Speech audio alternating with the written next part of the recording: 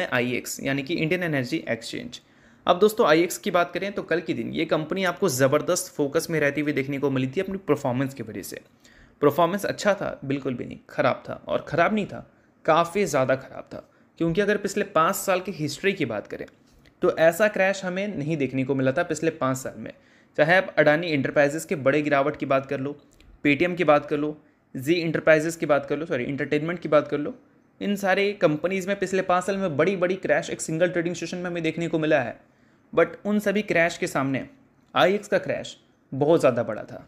और आईएक्स कल के दिन कितना गिरी थी? लगभग लगभग 30%। अगर आप कंफ्यूज हैं कि 30% स्टॉक तो हमने गिरता हुआ कभी देखा नहीं, तो आईएक्स अकेले 30% कैसे गिर गई? तो देखो दोस्तों, मैं बता देना चाहूँगा, आपने लिमिट तो देखा होगा अपर सर्किट और लोअर सर्किट का, 5%, 10% और 20%। और ये जो लिमिट है ये बेसिकली किन के लिए है?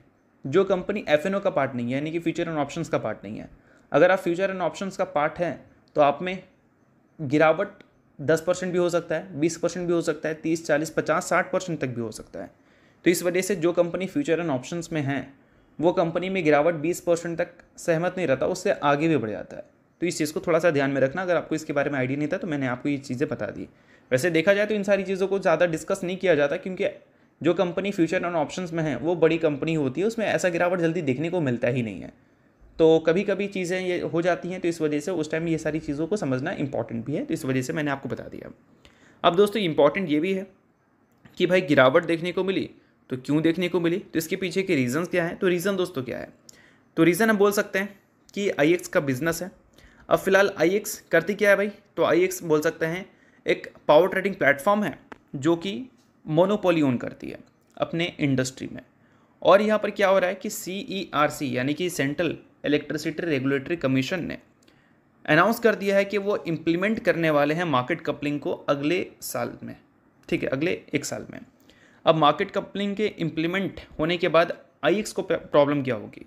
तो देखो दोस्तों, आईएक्स अभी के टाइम पे इलेक्ट्रिसिटी एक्सचेंज में सबसे बड़ी प्लेयर है और अपने डोमिनेंस को ये इन्जॉय भी करती हुई दिख रही है।